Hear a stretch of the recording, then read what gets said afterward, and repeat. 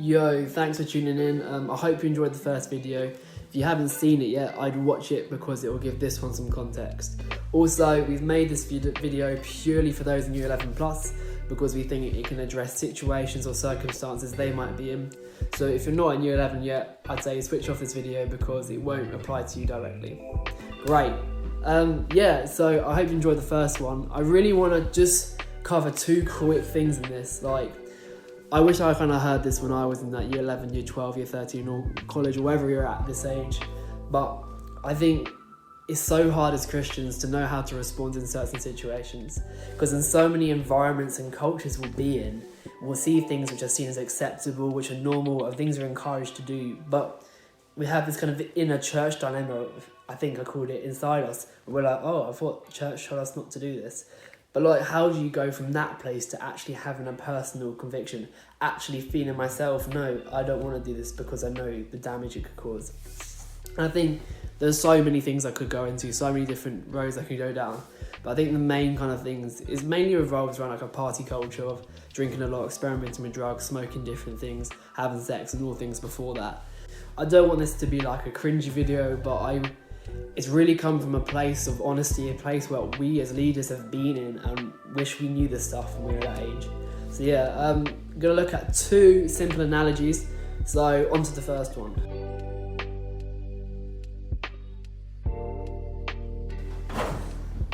So first one, Xbox. This isn't purely about gaming or Xboxes, but I feel an Xbox is a good kind of thing to think about because it's very complex. Has a lot of instructions, you can do a lot with it, loads of different games. So I thought it kind of gives a good image to have. So okay, let's get into it. Right, imagine you knew the creators of Xbox, Microsoft, and Microsoft gave you an Xbox with some instructions to go along with it. And you're like, oh, this is sick, I've got this gift and I don't know what to do with it. So what would be the first thing you do? Well, you could either go to the instruction manual, which will tell you everything, or you could look for information in other places. You might have that friend who you know has an Xbox but uses a lot of hacks, don't use it great, but he seems like he knows what he's doing, so ask him anyway. Or you might have a friend who claims they know everything even when they don't have an Xbox. They don't have the Xbox, but they tell you they know how to use it and they know everything. So you have these three sources. You have the instruction manual, you have your friend 1 and your friend 2. But your friend 1 and your friend 2 seem easier to listen to and they're kind of convincing. So you're listening to them, and then because they're not experts and they don't really know what it was created for, you don't use the Xbox to its full potential. You start to break the Xbox. Doesn't things go wrong? And you're like, oh, what decision did I make for this not to go well? And it's not a perfect analogy, but I think it's a good image. It's really vibrant and really visual to think about. That this is how we are in a lot of situations. See, you had access to Microsoft, you had access to the creators of Xbox, and we have access to the creator of life. We have God, and God has created everything as a gift for us. God has given us things, but not only given them to us like the Xbox we got from Microsoft. God has given us the instruction manual. God has given us the Bible. The Bible is more than an instruction manual, but it shows us the purpose of things. It shows why things were created. And it can be hard to listen to God. It can be hard to read the Bible and follow what it says when all the voices around us say different. It can seem easier, it can seem more appealing at the time to listen to the voices around us, but I urge you today to take a step back and think, because in those situations when we listen to the wrong information source, things can be damaged. Like listening to our mates about the Xbox, we won't use it to its full potential. We might get damaged, we might get damaged. And that's the issue we face today, is that we're listening to voices which aren't the creator. We don't listen to the creator's voice and read the creator's manual because we think other voices are right. So I'd encourage you in that. Number 1 is just stop and think, where is this information coming from? Is it coming from the creator? Because the creator knows best. So that's analogy 1, the Xbox. Where are we getting our information from? What are we using to make our decisions? Because if it doesn't come from the creator, we might get hurt in the process. Duct tape. So what has duct tape got anything to do with being a Christian? Well, I don't know about you, but for years I thought duct tape was spelled D-U-C-K tape, as in the little animal that swims in ponds. But it's actually spelled D-U-C-T tape, as in duct tape. And that's because it was invented to seal air ducts. And you know, this can practically fix anything. And in the testing they did for it, they tested this on so much, and they found it could fix, it could seal virtually anything they tested. The one thing it couldn't do, seal air ducts. It couldn't do the one thing it was created for. And as Christians, I think this is a massive dilemma.